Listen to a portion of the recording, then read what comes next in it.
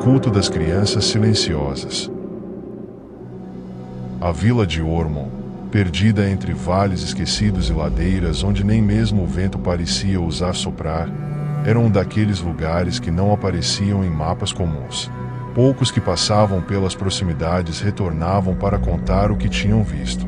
As sombras daquelas colinas, longas e incertas, pareciam envolver a região em um perpétuo crepúsculo, como se o próprio sol relutasse em lançar seus raios ali.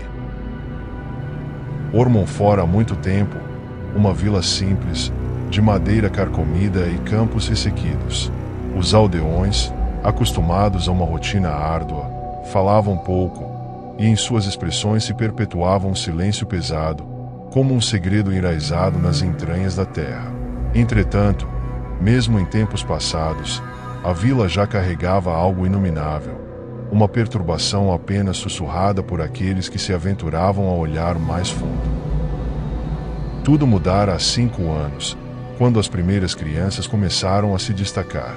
Ao início, era quase imperceptível, pequenos grupos de jovens, pálidos e de olhos opacos como vidro leitoso, vagando pelos campos vazios sem emitir qualquer som. Seus pais logo deixaram de se importar, como se houvessem aceitado, em um estado de transe mórbido, que algo havia mudado e que o silêncio era agora um pacto inquebrável. Essas crianças não brincavam, não choravam, não sorriam.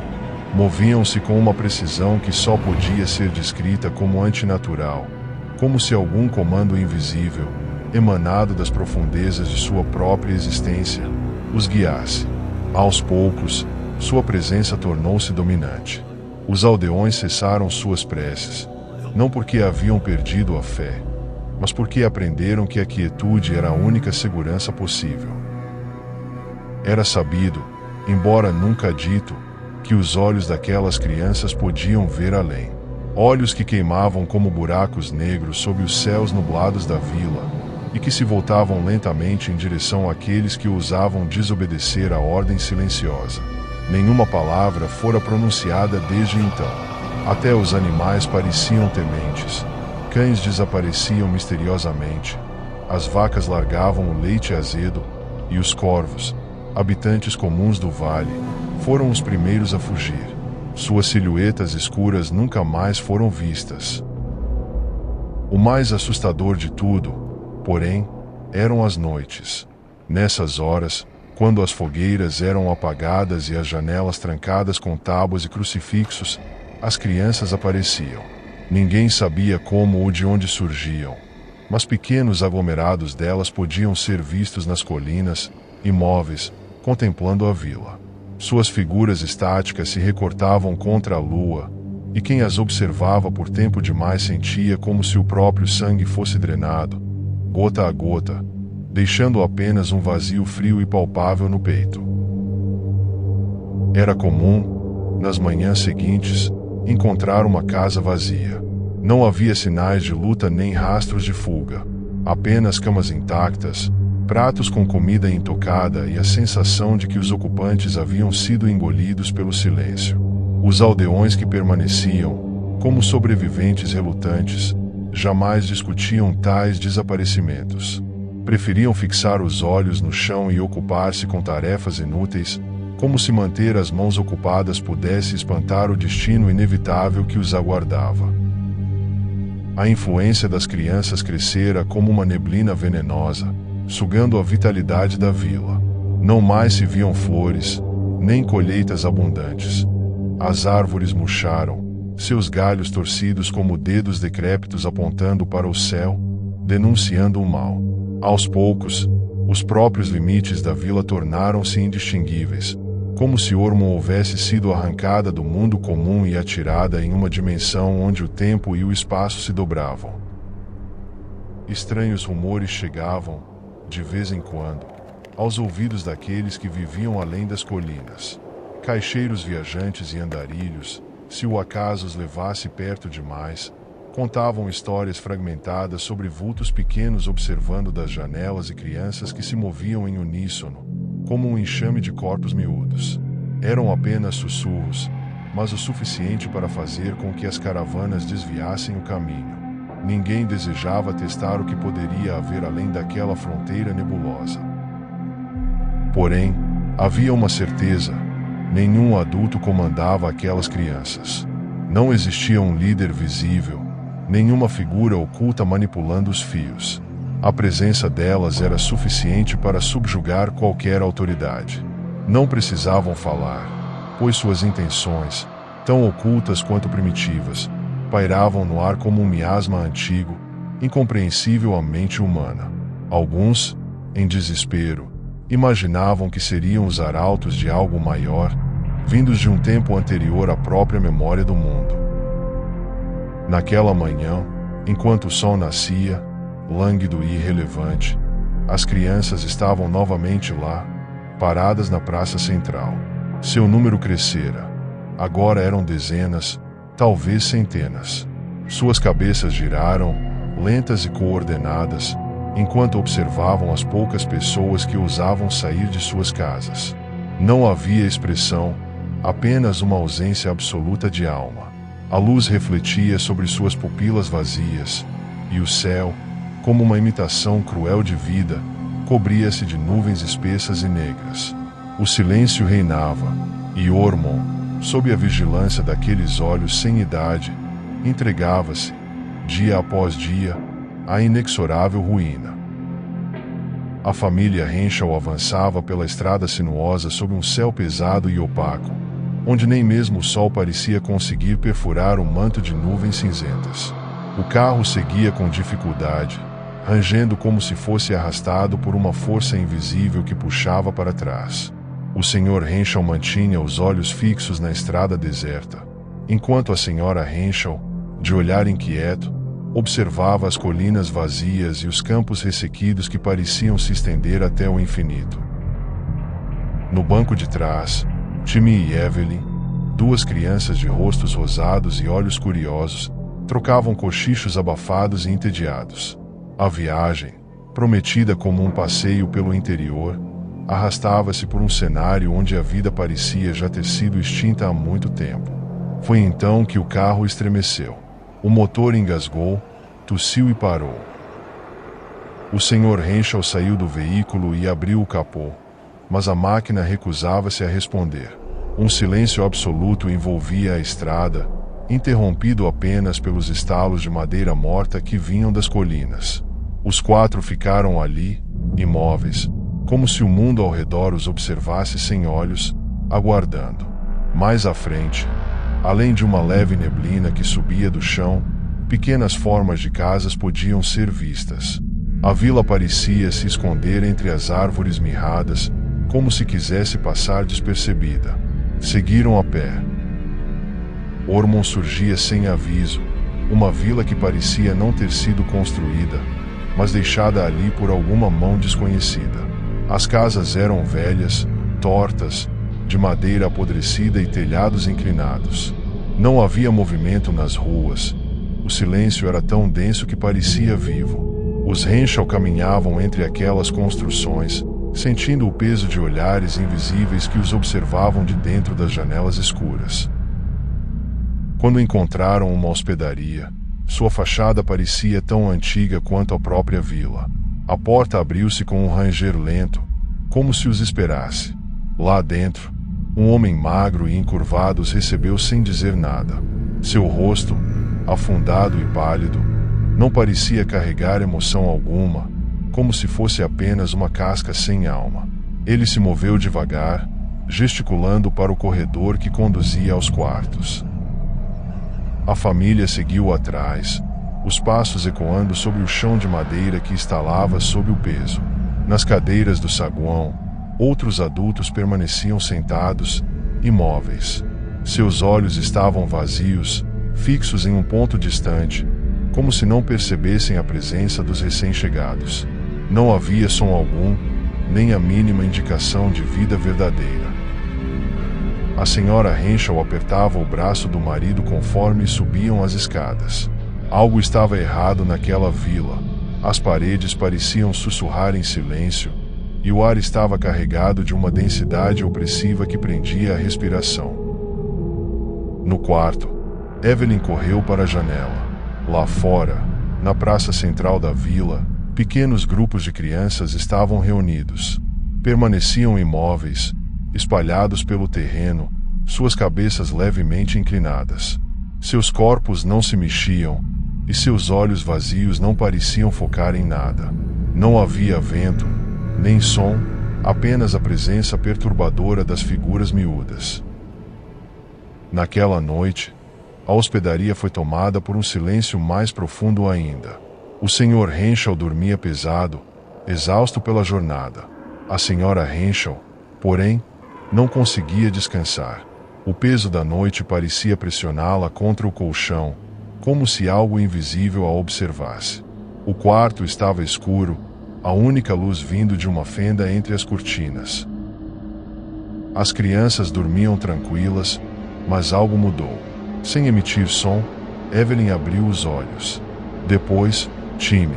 Os dois se levantaram juntos, os movimentos tão suaves que pareciam flutuar. Seus pés tocaram o chão frio, e a porta do quarto se abriu lentamente, sem ranger. O corredor à sua frente estava escuro, mas eles seguiram em frente, desaparecendo nas sombras. Pela manhã, a Sra. Henschel acordou com um sobressalto. O quarto estava vazio. As camas onde Timmy e Evelyn haviam dormido estavam intocadas, como se nunca tivessem sido ocupadas. O Sr. Henschel levantou-se de imediato, o rosto pálido e úmido de suor frio. Vasculharam o quarto, depois o corredor, cada passo ecoando como um sussurro ameaçador. Lá embaixo, o homem magro da recepção permanecia no mesmo lugar, tão imóvel quanto antes.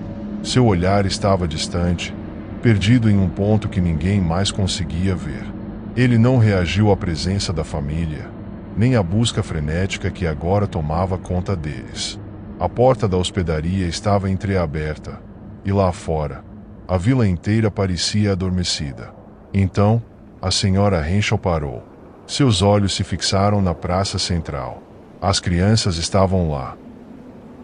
Evelyn e Timmy estavam entre elas, parados e imóveis como estátuas, as mãos pendendo ao lado do corpo. Seus rostos haviam perdido a cor, e seus olhos estavam vazios, idênticos aos das outras crianças. Elas não respiravam, não se mexiam, mas observavam. Mesmo sem olharem diretamente para a família, elas observavam. Ao redor da praça, portas começaram a se abrir. Um a um, os adultos da vila saíam de suas casas. Eles caminhavam devagar, em sincronia, com passos arrastados e cabeças baixas. Suas expressões eram tão vazias quanto as das crianças. Eles formaram um círculo ao redor dos pequenos corpos, como se participassem de algum ritual antigo e sem nome. O senhor e a Sra. Henschel ficaram paralisados. O ar ao redor parecia vibrar, carregado por uma força invisível que oprimia o peito e queimava os olhos. Cada segundo parecia se arrastar como horas, enquanto os aldeões e as crianças ficavam ali, imóveis, em uma vigília que não possuía começo nem fim. O silêncio era absoluto. Então, lentamente, as crianças voltaram suas cabeças para a família.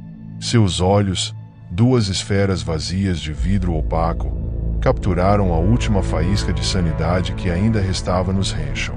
A vila observava, e o silêncio, sempre o silêncio, engolia tudo ao redor. Os olhos de Evelyn e Tim eram abismos opacos, vazios como as profundezas mais remotas do oceano, e ao encontrá-los, o senhor e a Sra. Henschel sentiram algo se quebrar dentro de si. Não foi imediato, mas gradual, uma dissolução silenciosa e irreversível, como se algo fosse arrancado de suas mentes. Seus corpos ficaram rígidos, os pulmões hesitaram em puxar o ar, e a visão tornou-se turva. Tudo ao redor perdeu importância, afundando em uma neblina cinza, densa e eterna. Eles não caíram, nem gritaram, apenas ficaram ali, imóveis, as pupilas dilatadas, fixas em um ponto invisível além dos filhos. A força invisível que permeava a praça, vinda das crianças, penetrou-os como raízes antigas, absorvendo-lhes a vontade e transformando-os em algo que já não era completamente humano. Quando o Sr. Henschel se moveu, seus passos foram lentos e mecânicos, como os dos outros adultos. A Sra. Henschel seguiu atrás, com os braços pendendo frouxamente ao lado do corpo. Eles não olharam mais para as crianças, nem para os aldeões. Era como se em algum lugar inatingível de suas mentes, uma voz antiga tivesse lhes dado ordens, e eles obedecessem sem questionar. As crianças continuaram paradas no centro da praça, observando com sua imobilidade sobrenatural. Elas não sorriam, nem pareciam satisfeitas, apenas presentes, como ícones de uma força indescritível. O vento que começou a soprar carregava um cheiro frio, como de pedra molhada e terra antiga. A neblina se adensou ao redor da vila, obscurecendo os limites do horizonte, como se Ormond estivesse sendo lentamente tragada para fora do mundo conhecido. O Sr. Henschel pegou um machado enferrujado que jazia encostado a uma cerca de madeira. Seus movimentos eram automáticos, sem hesitação ou propósito aparente. Ele se dirigiu para um celeiro no limite da praça e começou a cortar lenha. Os tocos já apodrecidos estalavam sob a lâmina, mas ele continuava, como um relógio quebrado que insiste em funcionar. A Sra. Henschel entrou em uma casa próxima, onde encontrou uma bacia cheia de roupas encardidas. Com mãos tremendo levemente, ela as mergulhou em água suja e começou a esfregar, repetidamente, como se a tarefa fosse uma prece vazia. Em torno deles, os outros aldeões também seguiam com suas ocupações. Alguns capinavam ervas em um solo que não tinha nada para dar. Outros empurravam carrinhos vazios ou limpavam ferramentas enferrujadas. Nenhum deles falava, nenhum deles parava. As crianças permaneceram no centro da praça, ainda imóveis. Seus olhos vazios pareciam olhar além da vila, para algo que só elas podiam ver. De tempos em tempos, uma ou outra delas inclinava a cabeça para um lado, como se escutasse algo. O silêncio que dominava o lugar era tão profundo que parecia ter vida própria. Não apenas a ausência de som, mas a presença opressiva de algo que consumia tudo ao redor. Conforme as horas se arrastavam, o ciclo continuava. O Sr. e a Sra. Henschel, agora completamente despojados de vontade, juntaram-se aos outros como peças de um mecanismo antigo. Os dias não tinham mais significado. O céu permanecia eternamente opaco, o sol jamais atravessava as nuvens, e a noite não trazia repouso. Muito tempo depois, um viajante que seguia pela mesma estrada sinuosa encontrou o carro abandonado dos Henschel. A máquina parecia ter estado ali por meses, engolida lentamente pela poeira e pelas folhas secas. Curioso, ele caminhou até Ormond. Encontrou a vila exatamente como sempre fora. Uma rua silenciosa, janelas escuras e a praça central onde pequenos vultos permaneciam imóveis. As crianças ainda estavam lá, mais numerosas agora. O viajante sentiu um calafrio profundo, como se uma mão fria tivesse tocado sua espinha. Algo naquela vila o repelia, instintivamente. Ele deu um passo para trás, depois mais um, até que o silêncio se estendeu e tocou sua mente. O ar ao redor pesava, e ele sentiu que os olhos das crianças estavam sobre ele. Por fim, ele virou-se e correu de volta para a estrada, sem ousar olhar para trás. Na praça, as crianças continuaram imóveis. O círculo de adultos trabalhava, obediente e vazio, como sombras de um mundo esquecido. E o silêncio antigo, um silêncio que pertencia ao tempo antes do tempo, permanecia, absoluto e eterno.